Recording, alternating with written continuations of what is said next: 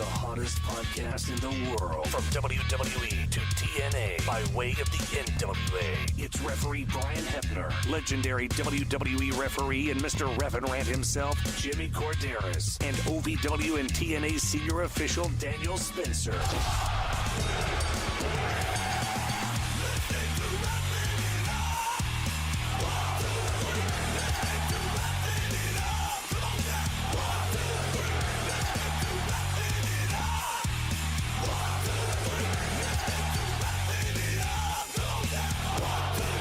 It's time for Wrapping It Up.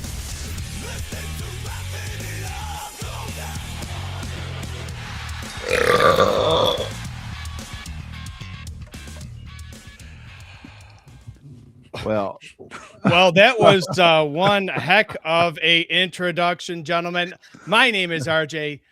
Daniel, Jimmy, Brian, we know how you're doing. How's everybody else doing on our episode number 2 here? We're live, pal. Again. I'm doing good. Someone needs a Halls, and thank God we're not in smell-o-vision right about now. I mean, next time we need to turn off his microphone and camera. Yeah. This is why we can't have nice things, fellas. This is Exactly. why we can't have nice things. I'm actually pretty good, boys. I just got back from the Toronto International Auto Show today and did some scouting, did some looking around, did some potential shopping. Got a lot of good vehicles out there, and a lot of ones where I would probably say you wouldn't catch me behind the wheel of that thing if you paid me $17 million. Well, okay. Yeah. All right, then. Well, I guess the missus didn't buy anything. I would just like to firstly say, excuse me. I didn't mean to do that, guys. Pics are on, so I muted myself, and guess the computer laptop. Sorry about that. But yes, I feel nice now. But anyway, ready to roll. Daniel, what's up, brother? Everything's good. Great week in Nashville for TNA. Awesome time. Love Nashville. And you never know who's going to show up. And the only Jelly Rowe made his way to TNA, and it was pretty cool to see Jelly Rowe there as well. And maybe just maybe. Hang on for a second. Maybe just maybe we can do a little something here. Hang on. Just this is now a video podcast, and we now can show things. Maybe we'll show a pic. Well, I'm just waiting. We can apparently also hear things as well. Yeah, also hear things. Yeah, microphones do that, Brian. Yeah. But no, while we're doing that, if you across Twitch, YouTube, there it is. There's the picture. button. There's the picture of me and Jelly Rowe. There it is. Right. That's nice. That's the professional picture. I did one with my phone, but that's the actual behind the scenes photo there. So shout out to Jelly Rowe for hanging out. And man, that dude is Jack too as well. Anyways, you know what? Hats off to him, man. He looks great. He does look great. Yeah. He looks great. He looks fantastic. Awesome. He looks really good, actually. As always, he really does. gentlemen, he's losing too much weight. Good Lord, bumps are going to start killing him. No, there's no such thing. we got a lot of good evening, guys. Good evening, Steven. Steve, what's up, buddy? Matt. We already saw it enough, Daniel. Matt You're here. good. What? Matt back in black. Yeah, guys. So remember, before we go into our first count, you can always catch us or hit us up on the Twitch and the Twitter. Sorry, Twitch and YouTube live chatting. It may just make the show, and we'll comment live, especially when we have Connor on. I mean, that's what he does. So Yeah, we'll be bringing him in about half hour, give or take. Yep. But until then, why don't we send it up to our first count right here on Revving It Up. This is your one count. Well, gentlemen, we had a very, very busy week in all of professional wrestling.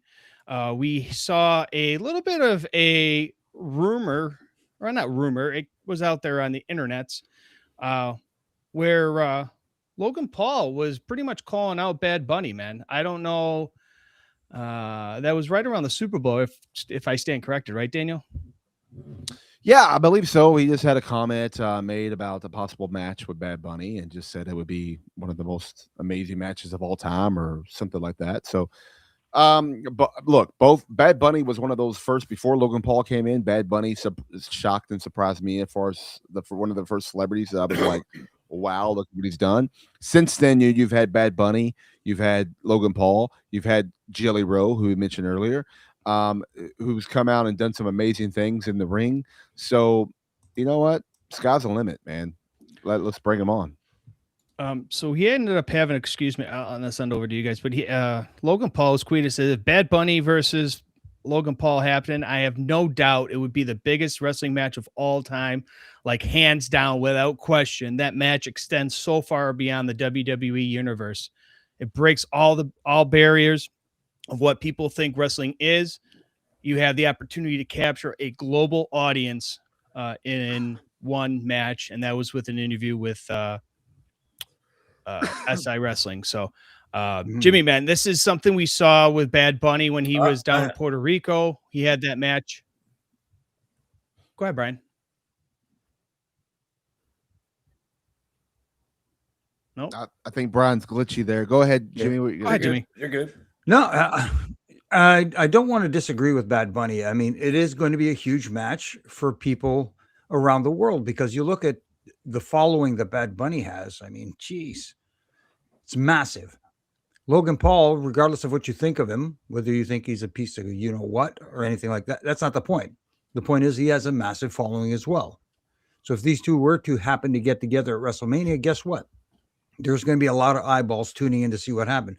And the thing I loved best was Logan Paul's comment when he was walking into the Super Bowl and somebody asked him, I guess it was the press, somebody, hey, are you going to be watching the halftime show with Bad Bunny? And he just walked by, just no, and just kept walking. I love it. And here's the thing, like you said, Daniel, Look, Bad Bunny. Yeah. Go ahead, B. well, the biggest thing about it, though, Jimmy, you just touched on it, though. Whatever you think about Logan Paul, he's very, very talented. I believe that he's able to carry this to be a good match. I also believe, like you said, he actually said this will go way further than the WWE universe. There will be a lot of eyeballs on it. You can on it all you want, but it would be a draw. It would definitely be something special for WrestleMania, and it's just the first. So, I mean, this is not something people, I don't know why they have to keep bringing in yada, yada, yada. Oh, well, first one. They do it all the time on regular TV. Get over it. It'll be maybe good. You don't know. Give it a shot. Just shooting down ideas that could potentially be very, very good for a lot that are not even wrestling fans. If you want to open doors to a new audience, what better way than to have an audience that's already built into some superstars who actually love pro wrestling, like Bad Bunny, like Logan Paul. And for all the hate for Logan Paul, the guy is really, really good and gets it. And Bad Bunny is surprisingly good in the ring. Guys, it's not going to be a shit show. Let's put it that way. These guys will put on something special if it happens. We don't know. Right now, we're just saying, if it does happen, why not? Yeah. Well, like I said, we'll have to wait and see. We saw him with his match with Damian Priest down there in Puerto Rico, so we'll see what transpires from that. But next up, gentlemen, we had reports come out that I guess we could say, I don't know if you call them town hall meetings anymore, but they had WWE allegedly held an all departments meeting this past week regarding lower than expected ticket sales for WrestleMania. This was all according to WrestleVotes on Fightful Select. Man, this is something that we've seen reports come out. You can just take it with a grain of salt for what it's worth, right? I do. I know others might take more meaning behind it and give it more credence. But for me, there's meetings going on all the time. Is this right? New? Is this like a breaking news story? Oh my God, they had a meeting about WrestleMania. Well, guess what? WrestleMania is coming up. They're having a lot of meetings about WrestleMania. There's going to be a lot of meetings on how we could get more interest, how we can get people. It's nothing new. They make it sound like this is, oh my God, what are we going to do? Our backs are against the wall. Oh my God, it's a catastrophe. Guys, relax. And you know, could this be something where they're seeing ticket sales are not as strong as they were maybe the year before, and they just are just making things up? You know, go ahead, Brian. Might be a little bit of a delay there. Still, It's okay. Go ahead, Dave. Well, look, can y'all hear me right now? Sorry. Yeah, we can hear you just fine. Yeah. All right, I'm sorry. I'm going to probably have to get out and reboot because my computer's a fucking piece of shit. But anyway, there's one. I added up like today, like the 1,000 tickets that are sold between the 2 days. Our price you could get ticket wise was $92. For any of you mathematicians,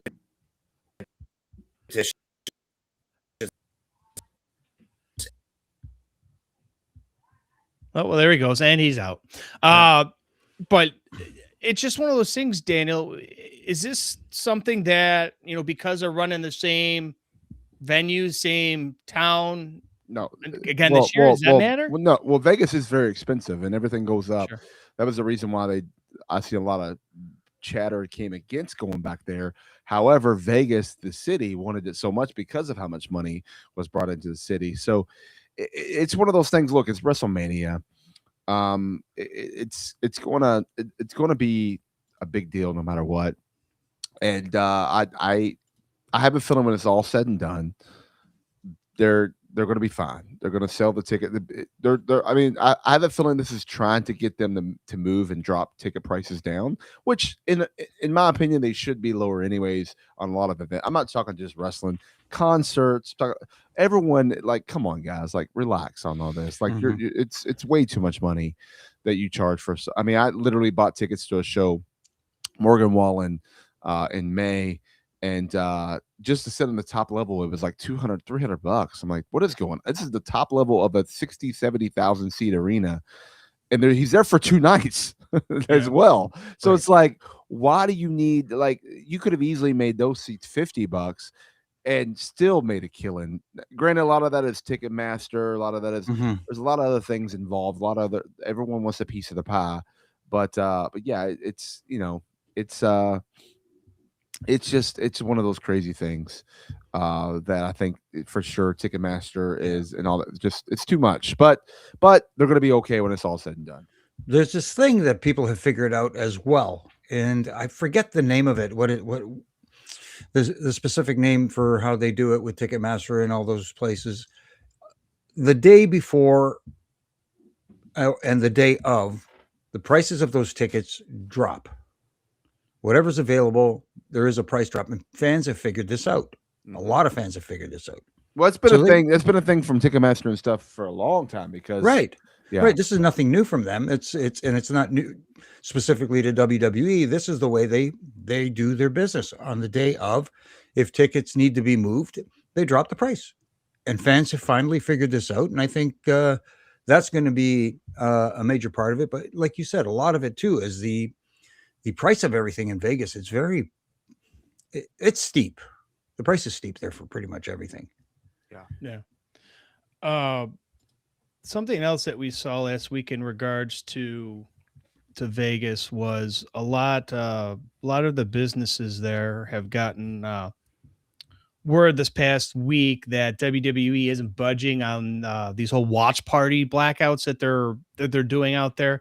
So pretty much what they're doing, and correct me if I'm wrong, gentlemen, of course, but we're going to have like a bar or restaurant purchase the pay-per-view or the streaming rights or whatever the case may be, whatever you want to call it, and play it, show it at the event at their restaurant and charge a cover, if you will.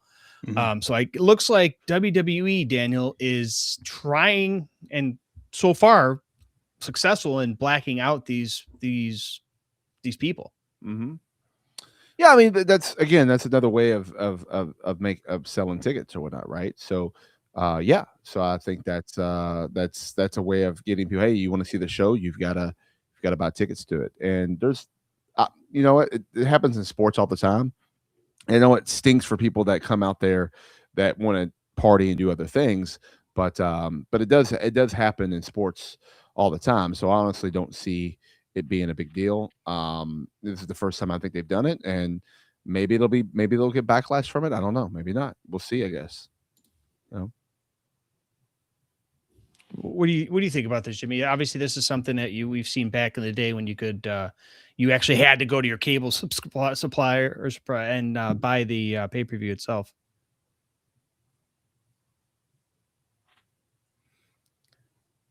And Jimmy, you are muted, my friend.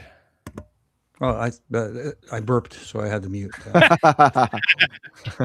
No, it's nothing new. I mean, again, this is something that's happened before in the town where an event is happening. It gets blacked out.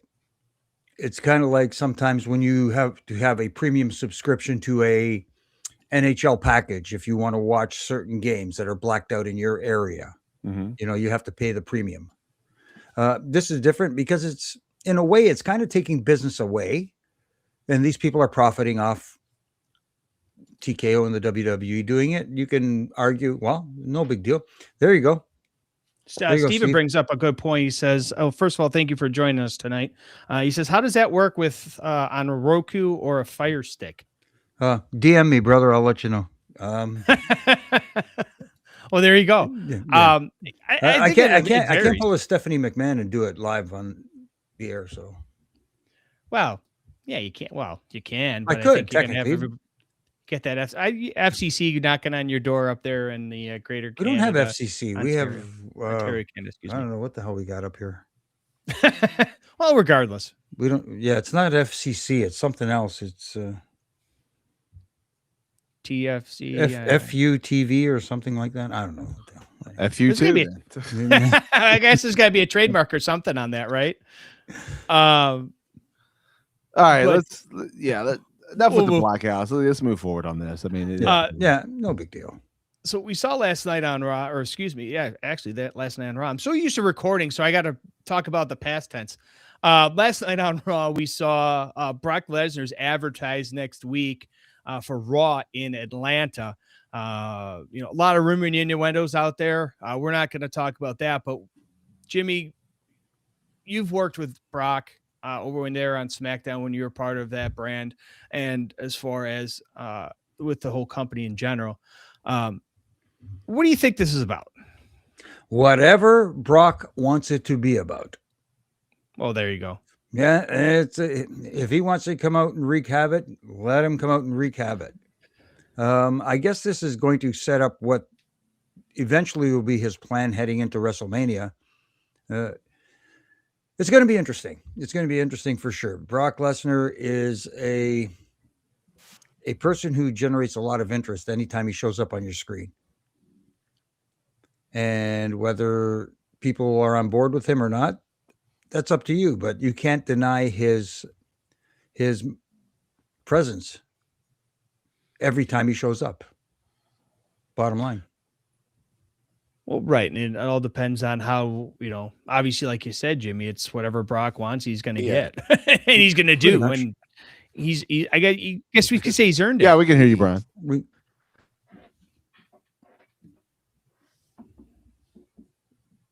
But if you want to be part of the show too, if you're listening over on the audio and you want to be part of it, you go over. Every Tuesday, or if it's a different day, we'll definitely broadcast that and promote that on our socials. But go over YouTube, Twitch, follow, give us a thumbs up, like all our stuff. We appreciate it. But Daniel, Lesnar there in Atlanta, ain't showing up for nothing. No, I mean, he's part of the vision, is having issues with the masked black man. Wait a minute, hold on. Black masked man. I said it backwards. There you go. And so, yeah, so maybe Lesnar's going to say, let him come after me. I'll grab him and, and take care of him. I don't know. Or maybe Lesnar's not part of it. Maybe Lesnar is the masked man. I'm just playing. He's not.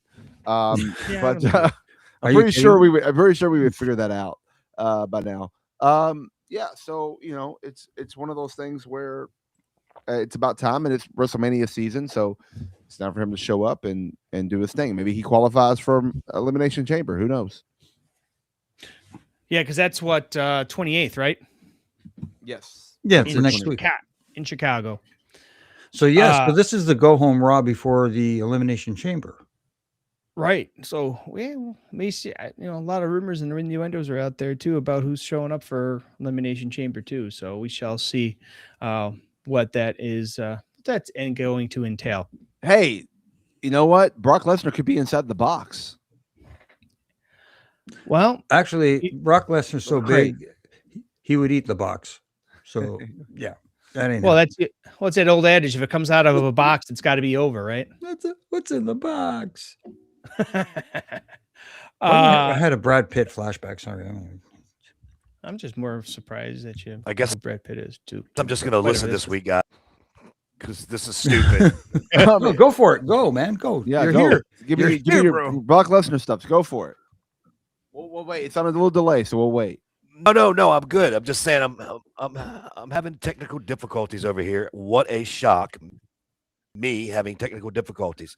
All I know, I'm catching half this conversation, but Brock Lesnar coming the 23rd for the Raw in Atlanta should be fantastic. Better figure out how to use this thing and sell some tickets, if you will. But I'm excited to see him, actually, see what kind of angle they get.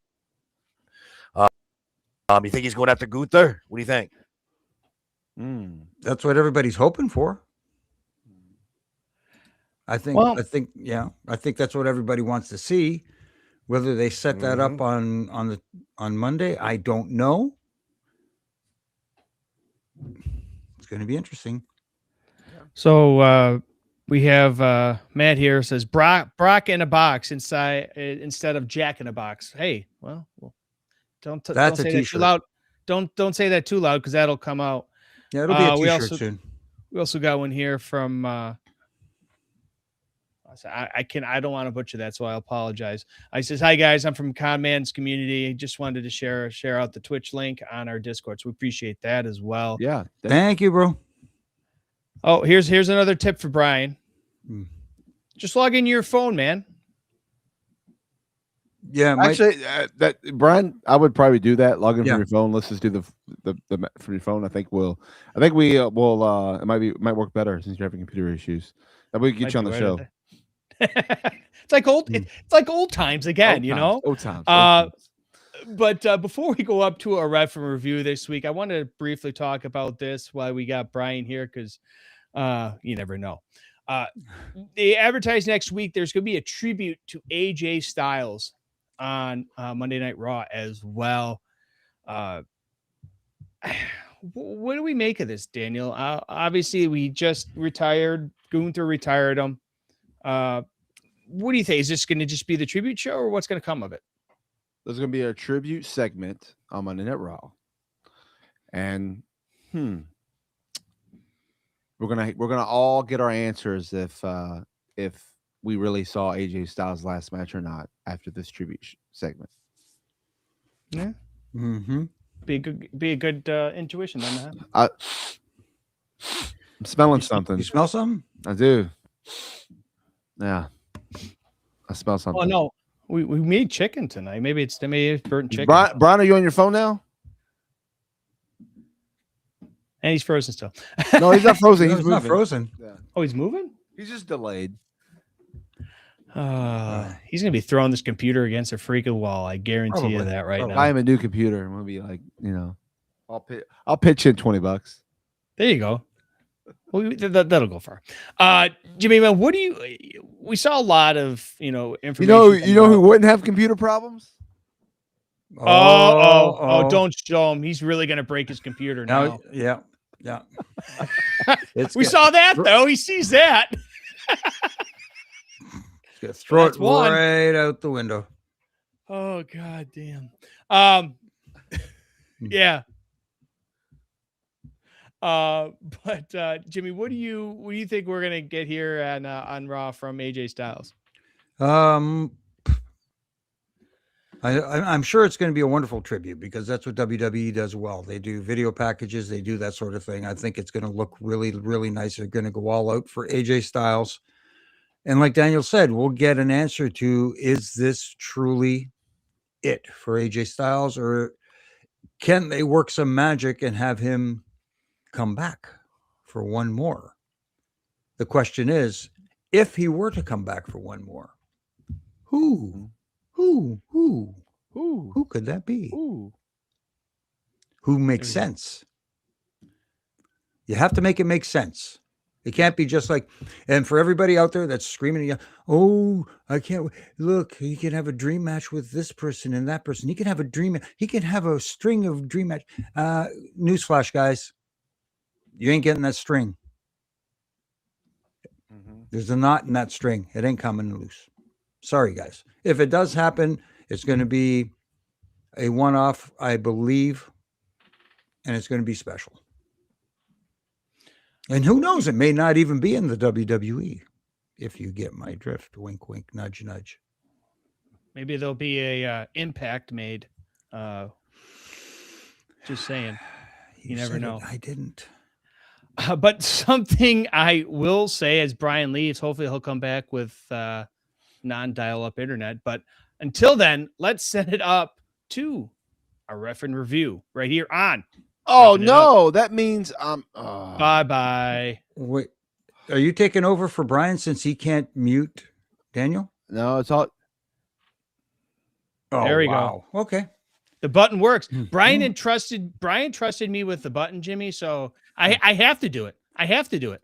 Oh my goodness. So we'll do all of that in our Refin review right here on Refin It Up. This is Refin Review.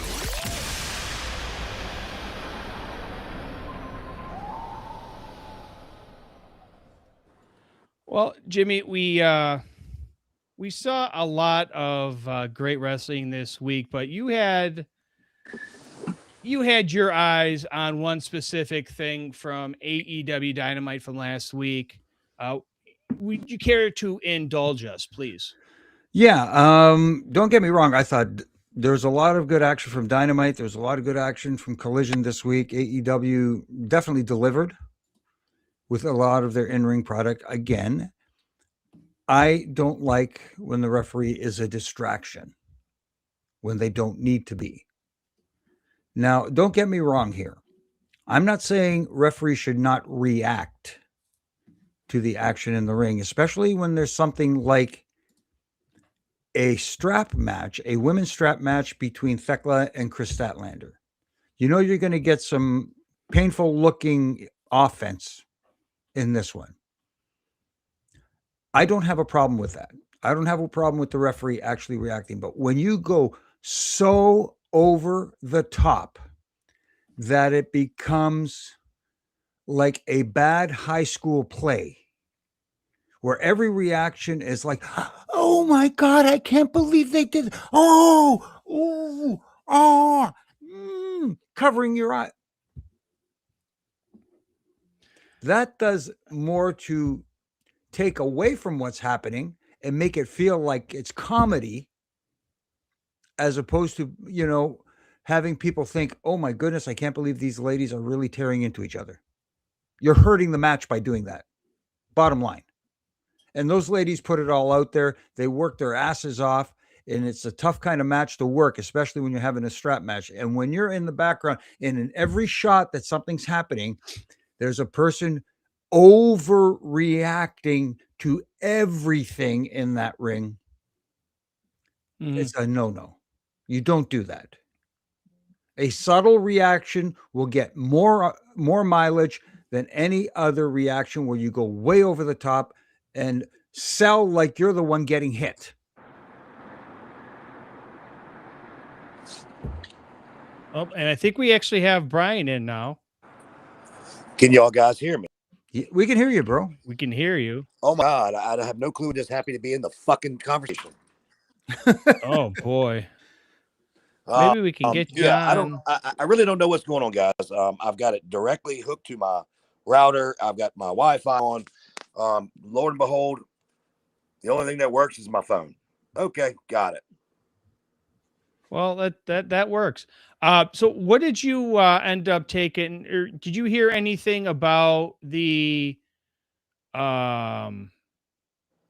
comments that Jimmy made about this match? It was Chris Statlander and Thekla with Aubrey Edwards as our referee. Can you still hear me? We can still hear Yep. you. Okay, Absolutely. cool. Oh, there I am. There you go. Oh shit, you can hear me and see me. Look at that. Isn't that something? Even better. No, I actually caught a little bit of the end there where he was just saying the over dramatization of selling moves and things like that. Jimmy, we've been talking about this since you joined our show a couple years back. I mean, it's just really, really stupid, and it doesn't make sense. It doesn't need to happen. I mean, it's let the boys sell their own stuff, you know, and let them sell their own stuff. It's kind of like Ringling Brothers and Barnum and Bailey Circus. It gets so bad sometimes. But anyway, I agree with you, Jimmy. And I am sorry about all these hiccups I'm having right now, but I'm good to go. I'm just going to keep on going on my phone and we'll roll. Well, Nice. one thing that did work, Brian, and I wanted to make sure that you know this specifically, is that button that you gave me in case of emergency to mute Daniel. It worked. Well, I see he's not on the screen, so we're good to go. Well, right. Just Yeah. well, just because he's not on the screen doesn't mean he's not muted. So, Yeah, make sure And off the screen and muted, just like I was for half the show. hey, if we're I here could, now, so that's all that matters. and if I could Sorry. just say one last thing to end this ref and review for this week, Sure. management needs to address this. They can't just sit back and ignore it. That's the problem. Yeah. That is the problem. Nobody's just stepping up to say, hey, this is not how we do things. You're making it too much about yourself. It's not about you. Nobody ever bought a ticket to see you referee. Nobody ever bought a ticket to see me referee. Nobody ever bought a ticket to see Daniel or Brian referee. The only tickets we ever gave people were comps that we got, which they don't do anymore. Right. Very true. Very true.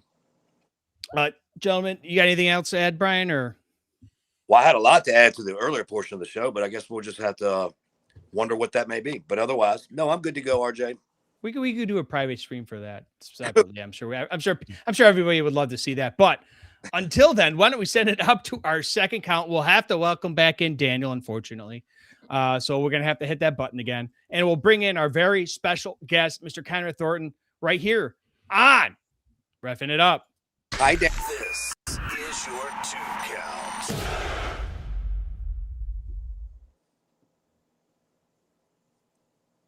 Well, All right. go ahead, Daniel. It's all No, yours. no, go ahead, RJ. I didn't know you were going to go away. Go ahead. We're live, Ah. pal. We're live. Yeah. So without further ado, we're going to welcome in our very special guest this week. Oh, and I clicked off of him. I don't know what I did. See, gentlemen, this is all the technology is killing me. You No, see Jill's now fine this you're, week. Hello. you're abusing the button, RJ. Stop it. Gotta be one with the button. But we have Mr. Conrad Thornton. Man, what's up, brother? Welcome. Hello, to the show. hello. How you guys doing today? I heard that intro. It was a great way to start the podcast there. Hey, don't you jump on the bandwagon too. You just got on the fucking show. Ease up. you know what? I'm gonna say it's probably like a top 5 intro of all time. Not gonna lie, like it was electric right there. Really? It set the tone for the day. You know. I did actually set the tone. I haven't been on the show half the time because I have technology issues and yeah. But anyway, welcome to the show, brother. Well, the audio issues were certainly loud and clear there, man. It's good to have good to be with you guys. Thank you so much for having me, Daniel, Jimmy, Brian. Thank you so much. I do appreciate you having me on. No, Yeah, man, thanks for thanks joining coming. us, Yeah, man. glad you can come on. And here's the thing that most people, well, at least, whoa, I just dropped my mic. I'm having technical issues now. What is going on tonight? If you're gonna, I you're have gonna do no a mic, idea. you My mic actually have just to say something if you're going to mic drop. My mic just fell. I don't know what that's never happened in all the times I've podcasted. Anyways, what I was going to say was I don't know our audience knows this that Jimmy is kind of makes fun of the up north, probably because his dad had a bad outing with a bunch of Canadians up there in like 1997. So Jimmy, so Brian is not really fond of Canadians either. However, Jimmy you're from the same neck of the woods that Jimmy's from, and we always love to welcome fellow Canadians to the show, although Brian may not want to, but we always do. So welcome to the show from the up north. Thank you, man. It's hopefully warmer wherever you're at today, because like it was a cold one here. And Jimmy, the cool part here for me is like we met very, very briefly last year at Elimination Chamber, and I don't expect for you to remember it, but like I was the guy that walked up to you and said, "Thank you so much for being a part of Aftermath." I kid you not, I watch that show all the time, and I will not forget what you said to me. You said, "Oh, you were the one." So Yes. yeah, I helped keep you in there. I appreciate you putting on that show because it taught me a lot about pro wrestling. So comment. Wait a minute, brother. Comment. Wait a minute. Where are you from? I'm from Peterborough, Ontario, Canada. Well, they didn't tell me you were from fucking Canada before you came on here. See, we already started off on the bad foot. I don't want to get on another bad foot here. Why do you think I didn't share that with you? Good. Yeah, if I shared that with you, he would have said no. He's not allowed on the show. Oh, yeah, he would have vetoed this. You got to vet your guests. That's the one thing I'll say. I got you. So I have to ask you a question right out the gate. How did you even come up with trying to be a wrestling content dude? Like what went on there, man? Something had to trigger. I lucked into it, dude. I completely fell into it. So I started creating content back in 2012. It was like a video game channel that I had. And so like I was creating some Minecraft content, Grand Theft Auto, just you name it, any video games that I could kind of play and just mess around with. And then the views were like terrible, like absolutely awful. And I loved pro wrestling. So I said, you know what? Let's just try to talk about this thing that I love to watch. And it blew up like overnight. The first video that I did that really exploded was the 2016 draft. And from there, like just that live stream format of chatting with people in real time who just want to talk about the show, it kind of took off, because the way that I look at it is that you are basically friends watching together, right? And that's the best way to watch pro wrestling, is when you have everybody collectively reacting, talking about the show, enjoying, booing, whatever, right? And there wasn't really a way to do that back in the day until the live streams kind of came around, right? You had to either be in an event, be in person, like at like a theater or something. But if you were at home watching TV, like there was nothing that you could do, right? You're just sitting there watching it at home. So it just kind of all lucked into it. Like the things that I were doing before combined with wrestling just somehow kept snowballing, and it's now evolved to where we're at today. So how do you try to keep yourself original and different? Because there's a lot of podcasts, there's a lot of content creators out there. Some of them, let's be honest, not so good. So how do you keep your stuff fresh? What do you keep it different, or try to keep it as different as you can every time you put out content? Yeah, like I think the biggest part is that I just love it, right? And it really shows when I'm watching this show. Like I'm not somebody who likes to tear apart the product, because I look at it like these are real people in the ring putting their lives on the line, right? Mm-hmm. Not just a show. These are actual people, people break their necks, right, in this business. So I tend to look at it through a way where it's like, if you're just going to entertain me, I'm going to try to absorb the story for what it is and play along with it, if you will, right? So I don't know if that helps keeps it fresh, or if that makes my takes on wrestling just a little bit different, but I truly just love this sport. And ever since like I've started talking about it, I've gotten to know a little bit more about it. And as I learn more about it, I truly love what it is that I learn. I went to like my first like true indie show two months ago, something like that, 3 months ago. And it was like one of the greatest experiences that I had. And it was just because like being a part of that atmosphere, right? Being a part of like the crowd, but it's not a large scale. Right. Like you get to see the people, you get to look them in the eyes, and they look you back in the eyes. And like, there's just a different connection with it. And you really do feel like you're watching people, not just a TV character. So I don't know if that answers your question, Jimmy, but like, I really do just love what it is I'm watching. And I think that bleeds through into the content. I think people can tell when you're genuine. I think it really resonates. I know when people watch some shows and they go, "Oh, that guy's just trying to play a character on his podcast." Absolutely. And that's one thing you're not going to get from us here. We're characters, but you know what I mean? But we're not portraying characters, if that makes any sense. But I have to ask you though, you said you went to recently, that was the first indie show that you went to in the area. If you don't mind me asking, which promotion was it? It was Pro Wrestling Revolver. I drove down to Ohio for it. A few of my friends there, BDE, Brent Oakley, Dick Myers. I'm probably missing a few. They shot me the invite to come on down and watch them in person. Spencer. And I was just like, you know what? I got to go on down there and actually experience this in person. Cause like, I didn't really see any indie events in Canada growing up. I'm not sure if I was just not aware of it or anything like that, but like it was WWE or bust for me basically growing up. And there might have been like, I think one event that came to the Memorial Center in Peterborough that I got to experience from WWE growing up, like a house show. That was it, right? Until like 2016. So just getting to experience that indie event, it really is cool. Like to chat with wrestlers that way. You know, it opens your eyes to the business in a whole different way. And I continue to focus on this, but like, I love everything that I've learned about this business so far. Yeah. And I was there, So there too, by the way. go, Daniel.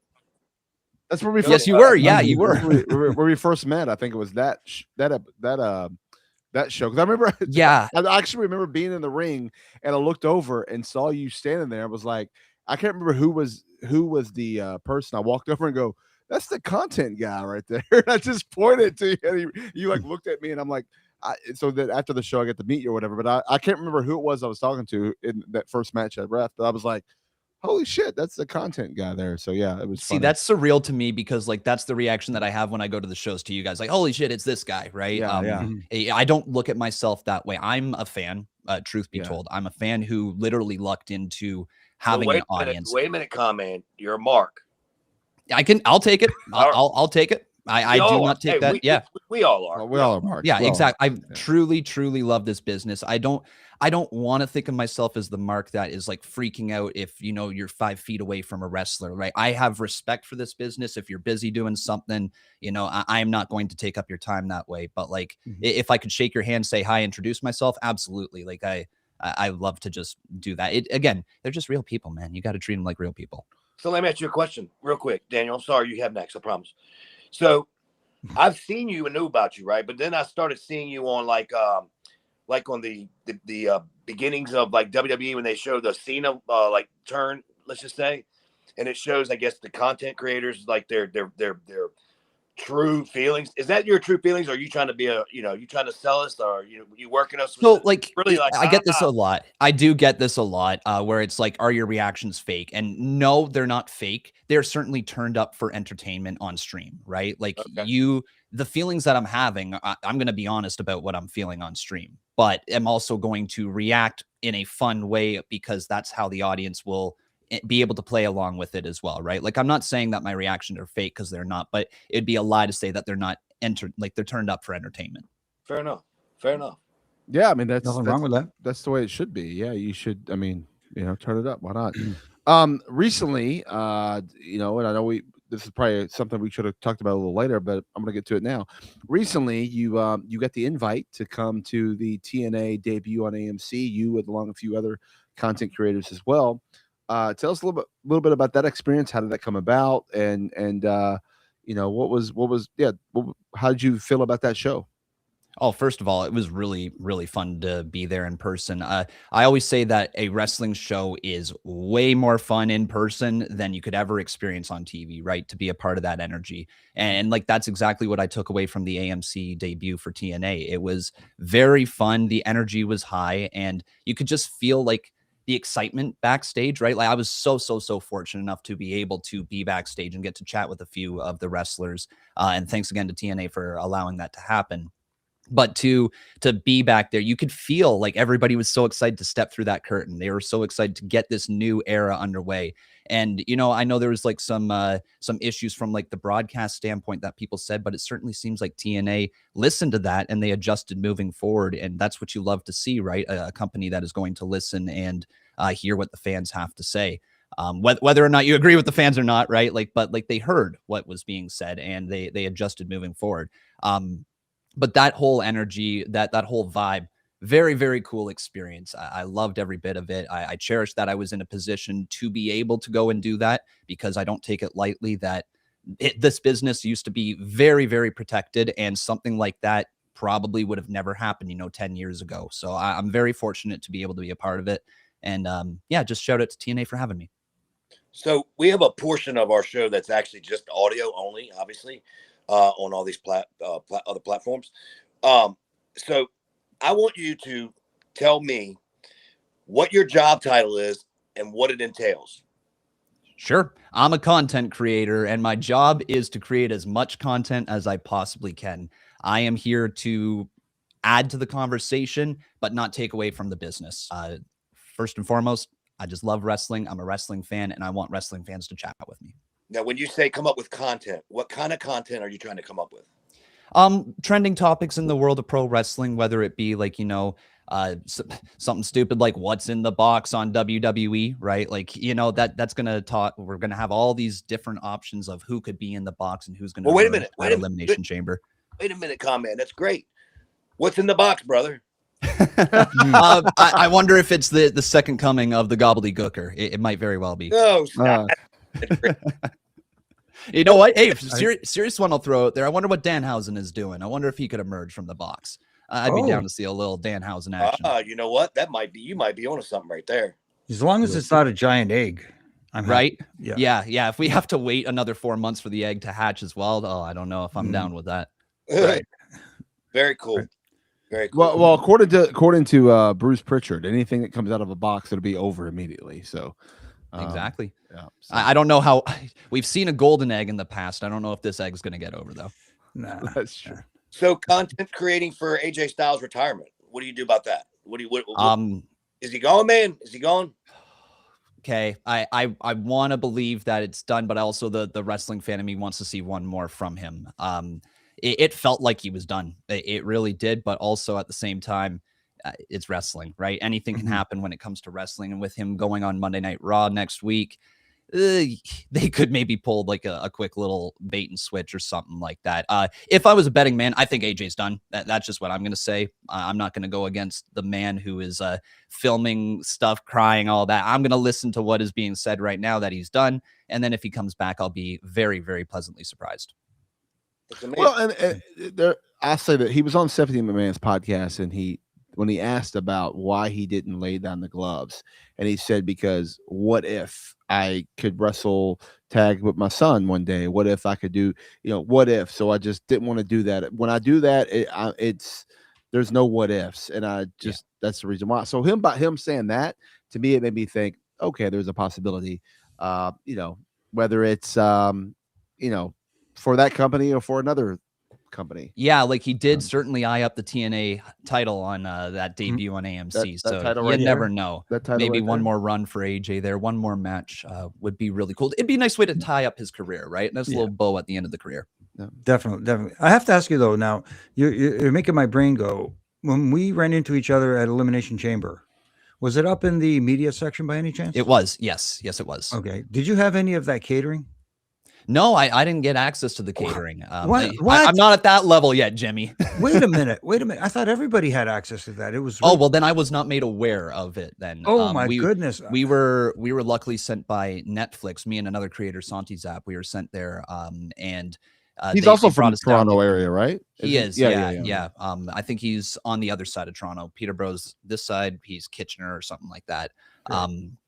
But yeah, I when they brought us down in the elevator to go sit on the floor, we must have walked right past whatever was going on because I had no idea that there was catering. Was it any good? Brother, you missed out. Oh, listen, see Jimmy, follow him. You'll be fine. Next time you see me, just say, hey, can I hang out? And I'll be yeah, bro. Come with me. I could have used some of that catering. It was a cold day there in Toronto that day. Cold. That's an understatement. No way. So cold. Come on, guys. Dude, it was absolutely freezing. I mean, when the kids were crying outside after John Cena turned, I mean, there were icicles hanging right here. Mm-hmm. Wow. Legit. It was, I think it's one of the coldest days I've ever experienced in Toronto. The wind that was picking up through the city, like just freezing. We were out there doing like random interviews with like fans on the street. And like, I was out there for 2.5 hours. And by the end of it, like I didn't wear gloves. I didn't think about it. My hands are just like red as can be all over. I'm lucky I didn't get frostbite, truth be told. Wow.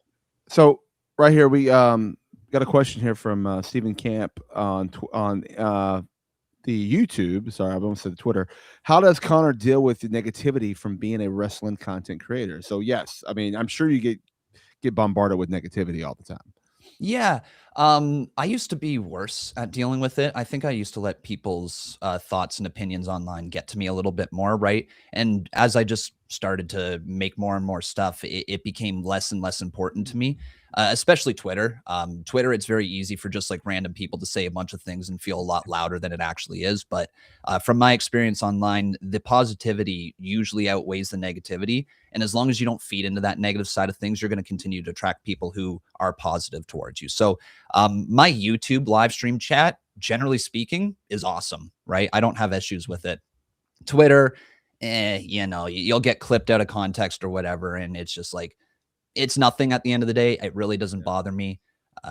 But yeah, I'd be lying if it hasn't bothered me in the past, right? I'm sitting here saying like, it doesn't, but like sometimes, somebody says something and it sticks with you and you tend to focus on the negative as more than positive.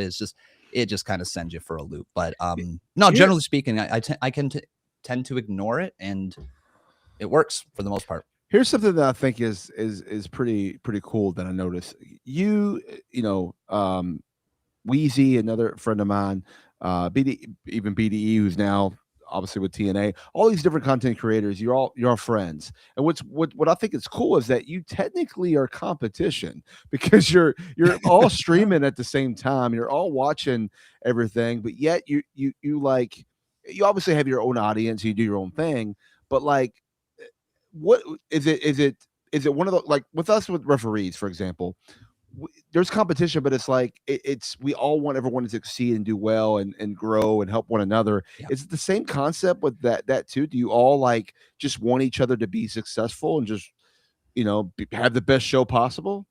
Yeah. If you're nice to each other, there's some people out there that are absolutely awful to us, and we don't mess around with them. There's a reason why you'll see our little circle, because we all tend to lift each other up.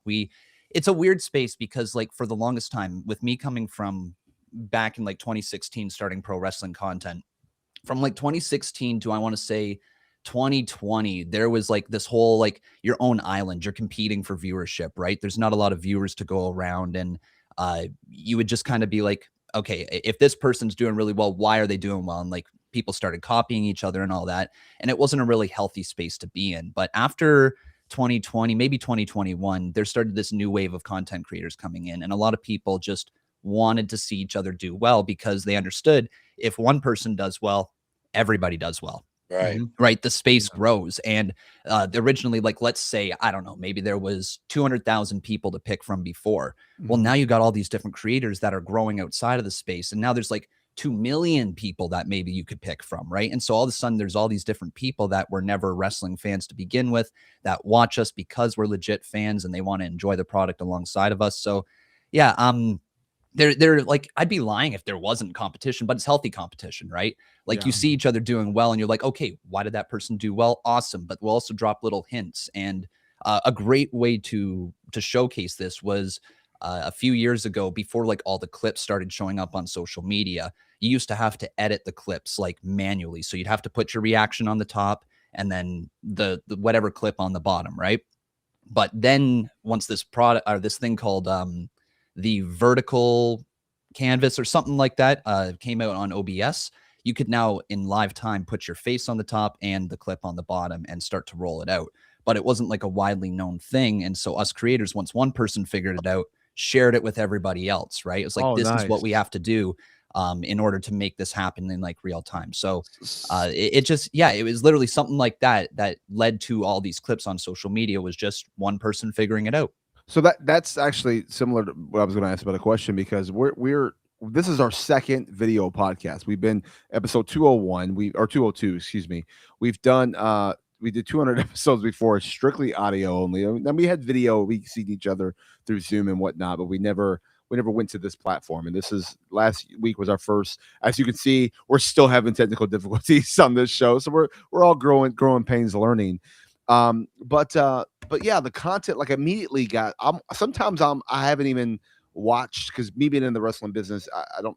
It's sometimes hard for me to sit down and watch the shows, although I do keep up with it.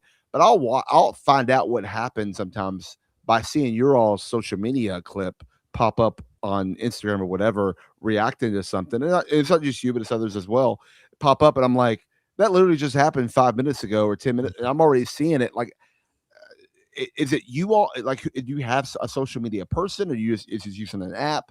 Like, how are you making the content go up so quickly and fast? And sometimes even like, WWE could even use that immediately right away as well. I've seen that happen where they're the next pay-per-view the next night they're using your clips. Is just so. Yeah.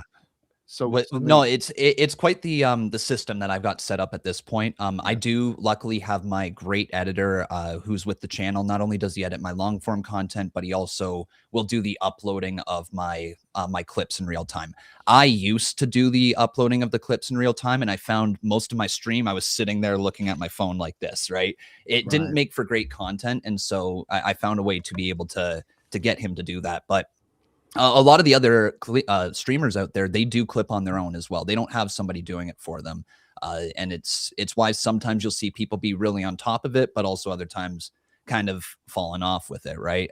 Because it's a lot of work. You're clipping for like 3 hours straight, and it sounds like, you're just taking the footage, right? But you're also finding like the key moments. So like, we're not giving everything that happened on the show, right? You're just reacting to the key moments. And it's really cool to hear you say that you catch up on the shows that way, because I believe that our clips have allowed for wrestling to be more accessible for people. And I think that's why WWE does like to use our clips, because they understand, hey, you're using our content and we could copyright strike you. Absolutely.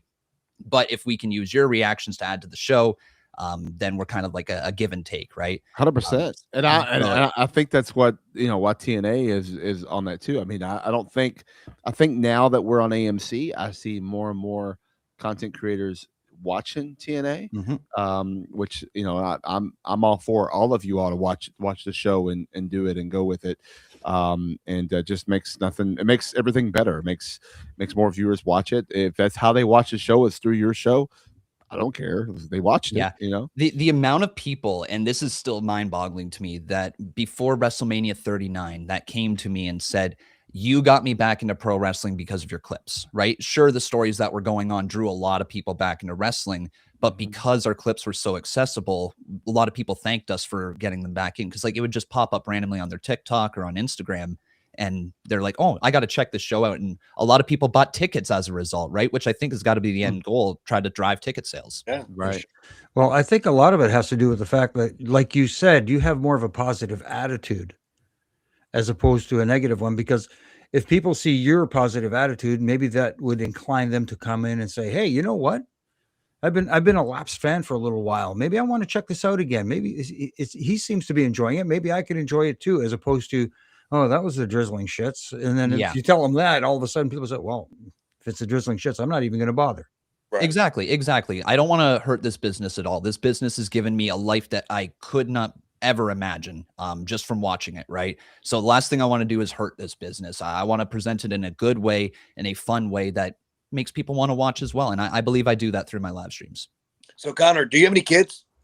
I do not. No, I am happily married though. I got married last August. And we just experienced our first Valentine's Day as a married couple. So it's going really well here.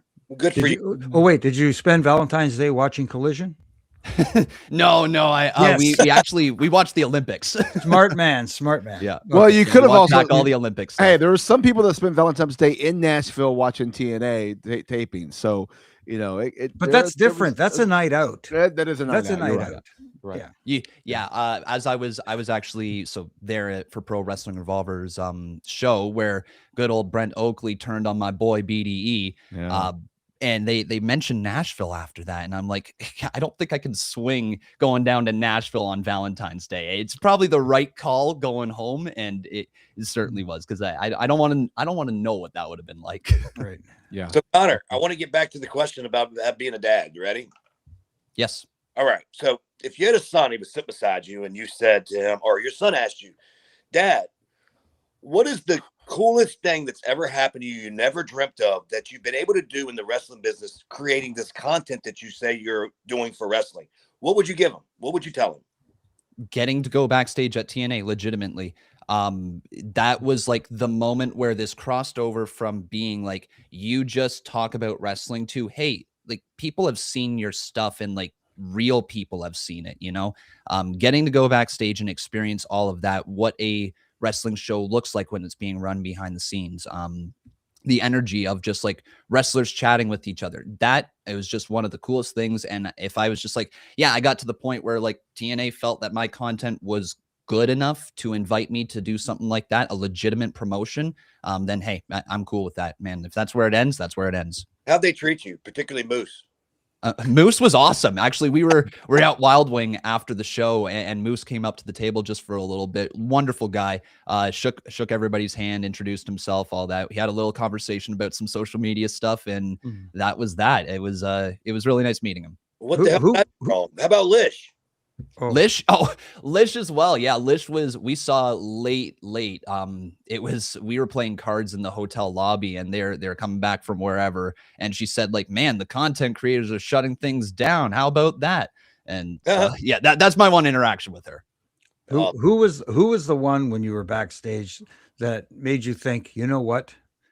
This person is nothing like I see on television. This person's super cool. Like I had the pleasure, as Daniel could tell you, when TNA was up here in Canada, when they were in Brantford. No, Brampton. Brampton. Brantford. You know, I have flashbacks to the old, wrestling challenge tapings back in the 80s when they used to do them in Brantford, but in Brampton. And one of the things I noticed was, having the pleasure of going backstage and witnessing one of the most tight-knit locker rooms I've ever seen in my life. I mean, everybody there genuinely wants to be there. And you hear stories about certain, rumors about, oh, this person's unhappy here, this person's unhappy here. I saw none of that there.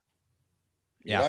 The atmosphere was fantastic. And I'm not just saying that because Daniel's sitting over there staring at me and ready to stooge me out to Tommy Dreamer. The side, like all right, we're going to avoid this topic in the future. Right.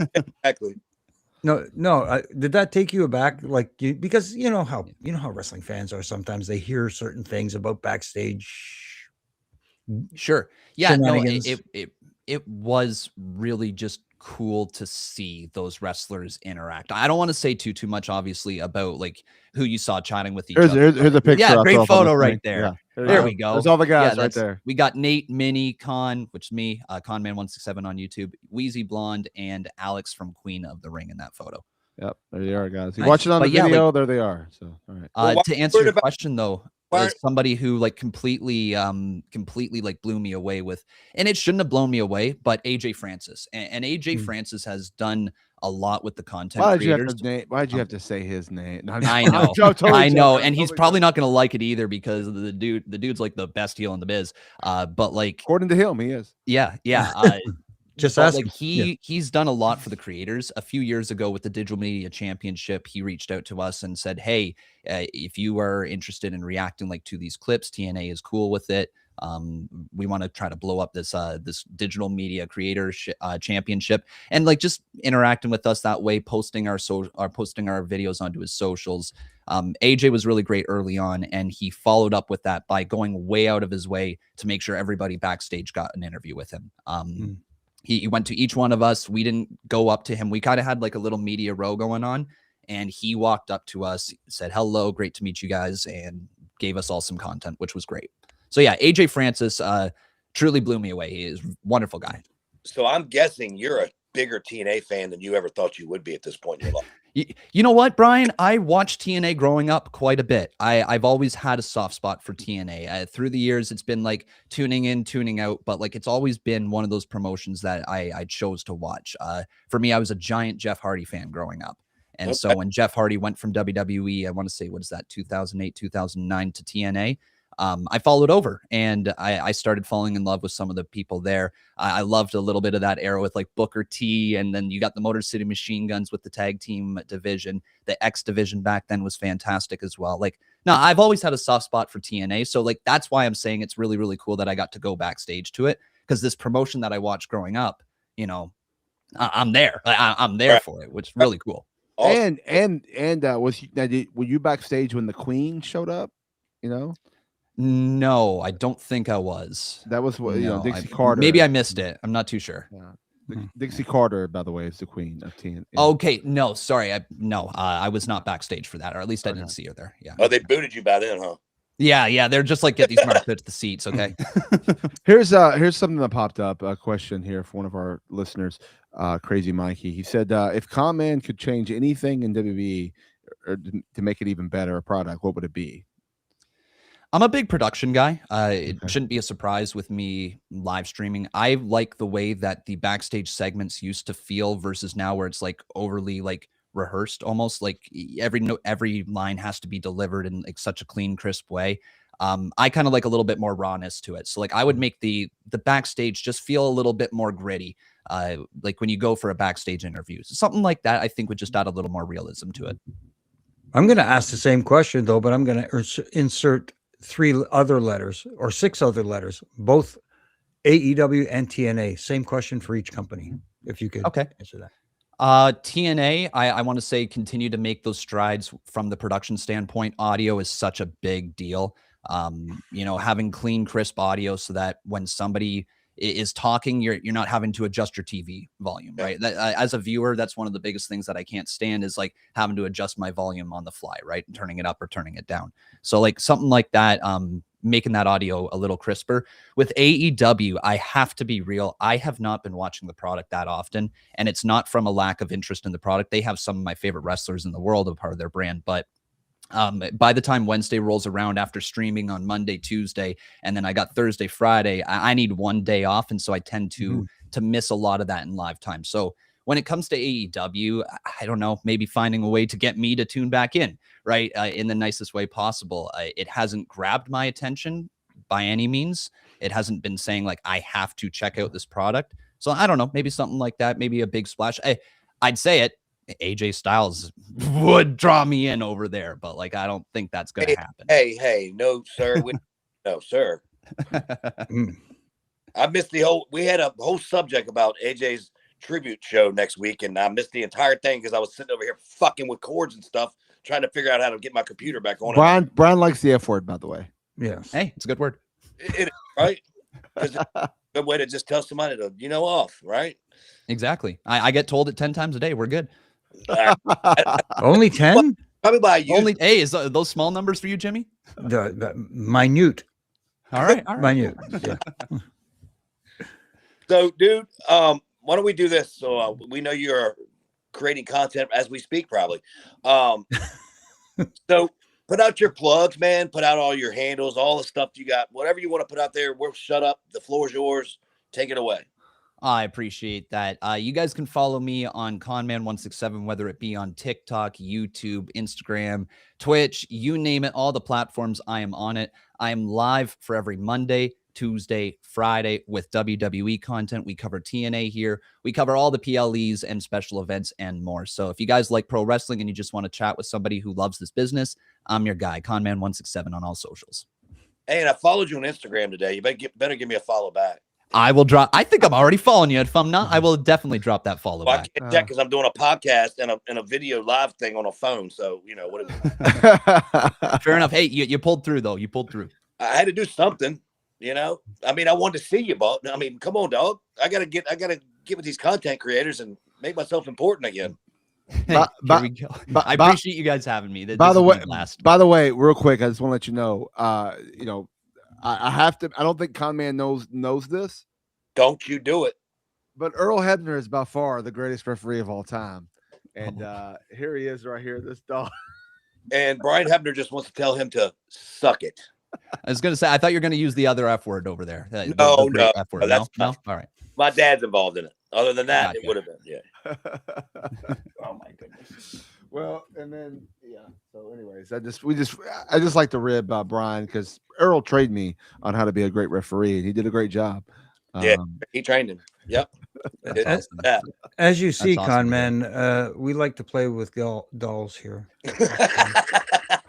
I wish I had a ref, little ref figure here. I don't think I do. I got a few in the background, but send you mine before Daniel sends you Earl's. Okay, I'll send you mine. All right. Sounds good. I always think it's funny that Jimmy's head is looks like Howard Finkel. That's what on his doll. So the Fink. Now that I look at it, Damn, Can we get a side by side for your next podcast? Pull up a photo of each side by side. See, there you go. Always create. content. Always creating content. Connor, thank you, buddy, so much. There you go. Thank you guys. really Really do appreciate it. I do this. Good luck with everything, and don't be afraid if you need content. I got plenty for you. Amazing, Brian. Appreciate you guys. Daniel, Jimmy, thank you so much. And Jimmy, once again, thank you for introducing me to this world of professional wrestling through Aftermath. Really appreciate you. No, I appreciate you. Thank you. We had fun. We used to have fun with that show. And that's what it's all about. Creating content and having fun with it. Absolutely. Absolutely. Connor, thank you so much, man. Appreciate you coming on, and we'll bring you on again sometime and make more content. Yeah, definitely. That sounds great. Anytime, guys. Have a good one, buddy. Peace. And remember, Take care. follow me to catering. All right. Got you. I will remember that next time, Jimmy. Yeah. I'm following you. All right. I need the good food. Follow me for drinks. You'll be good. Perfect. I got my hookups. Thanks, buddy. Take care, guys. See ya. Well, guys, that was I had a great time just sitting back here, listening to you guys, watching you guys. A lot of great interaction. Definitely go out and follow Connor across all the social medias, his YouTube, his Twitch. Always great stuff that he's putting out, without question. But why don't we do this, gentlemen? Why don't we take a brief break? We'll come back, wrap up. Go to the Have dirt some- count. maybe Let's a go. Have a little karaoke as well, maybe. But we'll do that in our third count right here on Wrapping It Up. This is your 3 count. Well, guys, just fantastic episode. Like I said previous, just having Connor here, seeing the ins and outs, seeing the wrestling business from his point of view. Daniel. Yeah, it was great, and others say Aftermath was a great show too as well. So was Right After Wrestling. I don't know what. It was the precursor to Aftermath. Gotcha. Okay. It was. They changed the name because somebody at WWE didn't like one of the words in the title. Oh, okay. Well, wrestling. We'll figure. By the way, they said it's Little Nate is probably my Earl being the greatest of all time. I love Little Nate too, but I just say Earl is the greatest Hebner of all time because it just pisses Brian off. So, but no, Connor was great, and I enjoyed anytime I've ever had an interaction with him, from Wrestling Revolver to backstage at TNA and online. He's been super great. He obviously was great on the show. So love his. Thank you to his community that came and joined and watched the show, and hopefully, we now got new fans because of it. I'm okay with that. Like, come and watch us every week. I see. What I like is his positivity. Yeah, it's infectious, is what it is. Yeah. And like I said earlier, it doesn't come off as disingenuous. It's genuine. Yeah, someone who really loves wrestling. Yeah, I enjoyed it because it's actually something I know nothing about. Obviously, what wrestling? No, creating content, Jimmy. You have to have things to do, or being positive. There's anything you can take from that. Yes, guys. Or knowing technology. All of it, all of the above. I know nothing about it. Brian learned a lot today, guys. Just dogpile. Why not? I'll see you on my phone. Thanks. But no, come on, my gosh. But no, it's actually really cool to hear. Like, when I asked that legit question of like, what is your title and what do you do? I wanted to know. Like, I really wanted to know. Right. And thought it was really cool. And I thought it'd be great for the listeners out there that wanted to know exactly what this guy did and why he was actually on the show. But I just really enjoyed it. And I do want to apologize to everybody out there, whether you cared or not. Sorry that I messed up everything. I don't know what happened with my Wi-Fi. I do have Wi-Fi. It's at a high demand. Obviously, my phone wouldn't be working as well as it is right now. I think I need to update some stuff or whatever. I need to get somebody to know something about something. But anyway, I apologize. Hopefully, I'll have it straight by next week. But if not, I'll just get on my phone and that'll be a for sure thing. Whatever. Mm-hmm. Oh, and that's it. Is it? He's so flustered. I just tore my ass another fucking hole. Jeez. Need that butt donut to sit on, bro. I'm telling you. Something. Shit. What was it? What is it? The new sponsor for WWE, Man Wipes or something? Dude wipes. Dude wipes. Dude Wipes. Dude Wipes. They're the best things ever, man. Yeah, dude My wipes are plumber- great. My plumber told me to stop using them. They're messing my plumbing up. What, you on septic or you on sewer? Yeah, it's flushable wipes are not technically flushable. You're That's supposed to, right. you're supposed to throw them in the trash. Mm. They do, and that's great. I'm not doing that Yeah, but why would you throw it in the trash though? because if it doesn't go down your toilet, Yeah, it doesn't. No, I it doesn't understand flush that. well. It's still Right. If clog you up your use toilet. why are we talking about this? I don't know. Hey, Cut it up! I can get really personal and say that happens without flushing those things down my toilet. But anyway. Hey, I don't Justin LeBar did say something really cool today, guys. It was a tweet. He said, since they're being sponsored by Dude Wipes, when everybody starts chanting, holy shit, it's now a sponsorship for Dude Wipes. And they don't have to bleep it out and mess up the commentary. Perfect. Not Perfect, bad. yeah. Not bad. You know, something else that has been perfect, gentlemen, has been our Corderis karaoke. Yes. And unfortunately, if you're on YouTube or Twitch right now, you're not going to be able to hear it. But if you go, you pause it right now. Well, if you're You go live, over you to can. our audio. Tomorrow, you can. Well, tomorrow you Yeah. will. Yeah. But pause it. Tomorrow, you go over there and you'll listen to this week's Corderis karaoke. Well, I can't even read, apparently. Who'll Stop the Pain by the very Stop the talented pain. I was asking Jimmy Corderis. I asked that all night. Who will stop the pain? Earl What Hebner. song? All right, let's listen to karaoke. So let's listen to karaoke right here on Roughing It Up. Stop the pain. Ooh, Jimmy. Stop the pain. Jimmy, All right. Jimmy, put me in a good Coming mood. back. Somehow, Jimmy, you put me in a good mood. That's it. That's why I'm here, bro. That's why I'm here. Well, please stay. Daniel, you can go. That's only read from reviews. Oh, is that it? Yeah. Can we find another segment we can get rid of you? Shit. Yeah, but the Well. thing is, though, unfortunately, he has the power to come back, though. That's the thing sometimes, because he may Yeah. have I know. a button or two to push on his end. I don't know. He signed the contract with me. He has his own creative control. Great. What idiot I am. See, that's your fault. Well, That's your fault, that's your problem. Hey, finger point of mute. There you go. But something that we should not be muting is Jimmy, all your rough and rant each and every Monday through Friday. How can people see all that great stuff? Well, maybe you don't want to mute it, but I'm sure there's a few people out there that would like them muted. But that's too bad. If you want to mute them, go ahead. But if you want to hear them and see them, you can catch them on X at Jimmy Corderis. Oh, did I say that? Oh That's good. boy. Damn. See, Twitter, Ooh. X. I don't care. Whatever you I mean, call it, Brian's not whatever you reacting, want. so- Call it that damn app. I don't know. Whatever. How about On Instagram at Real Jimmy Corderis, because somebody stole my name. Damn imposters. And of course, all my Facebook pages. I got two of them out there somewhere. I don't know. You can go find them anyways. Again, little things that I like to critique, little screws I think that need tightening.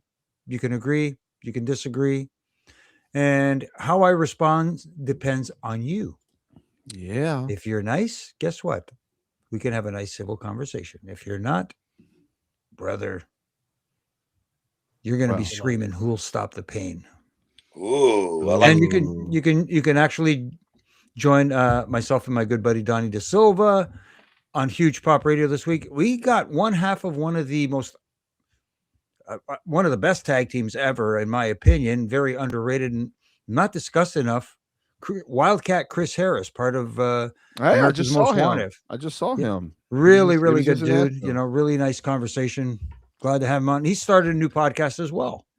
me and him stay in contact, actually, Jimmy, throughout the year. So, I mean, we really have. Him Yeah, and I he's- do too. he- Him and I Yeah, do he's a too. really good dude, man. I love Chris. He's awesome. also one of those that his better half is my favorite Wildcat Harris instead of him. So that's Okay. All right, well, enough advertising. Your I- other shit, Jimmy. Wait a minute. I see a pattern here with Daniel. There's a pattern here. He likes everybody else's wives and their dads, I guess. Hmm. Go ahead, plug your shit. Oh, all right. You can get me on the Twitter, X, whatever, Instagram at Daniel Spencer. and and follow TNA and all the TNA things coming up. We're going to be in Atlanta live on AMC March the 5th. I think that, in Atlanta, March 5th, and then 6th as well for the tapings for TNA on AMC or Impact on AMC Thursday night Impact, wherever we're calling it today. So there you go. So catch us and watch it. Cool. Well, Wait. It's funny. What? They're in Atlanta, and then we're in Atlanta right after that. A lot of things going on. Interesting. Counter programming TNA. My God. Wow. Well, I've got coming up. I'm going to be in Virginia. Make sure they pay you trans, bro. Yes, 10 cents every gallon. But anyway, you can reach me on the 10 cents every gallon. That's cheap, bro. I'm not going anywhere. I don't give whatever you want. You can catch me on the Instagram at Baby Hebner, or you can catch me on the Twitter at Baby Hebner as well. Other than that, I'll see y'all coming up in Virginia. Well, you can follow the show across all the social medias at Refin It Up, across all your major podcasting platforms, including now we have I will say this. Did I forget to mute? I want to throw this out there. My other podcast I used to be a part of, we're kind of coming back for a small thing, Ringside Podcast. We're going to be interviewing the one and only former TNA World Champion and two-time NXT World Champion, the one and only Whoop That Trick Williams this week. And as we're promoting, SmackDown's going to be in Louisville, Kentucky on February 28th. So we're kind of doing a thing with the KFC Yum Center and partnership, and going to be doing that. So that interview will come on my socials and stuff, or Ringside Podcast socials the next couple of days. So check that out. We resemble a lot of like content creators because we're all friends and everybody's promoting their shit on my show. I love it. Cool deal. It is a cool deal. I'm a good friend. You're freezing, You're a Brad. good I man, didn't understand anything. Oh, don't say it. That's fantastic. Well, why don't we do across all the social medias at Wrap It Up, podcasting platforms? Make sure you're muted every single time you go on the show. And I think somebody's dying. Happy 63rd birthday to the GOAT, Michael Jordan. Oh my God. Oh, sweet mother of Mary. Well, until next week, for Mr. Daniel Spencer, this is wacky. Mr. Jimmy Corderis and Mr. Brian Hebner, I'm RJ. We'll see you next week right here on Refin It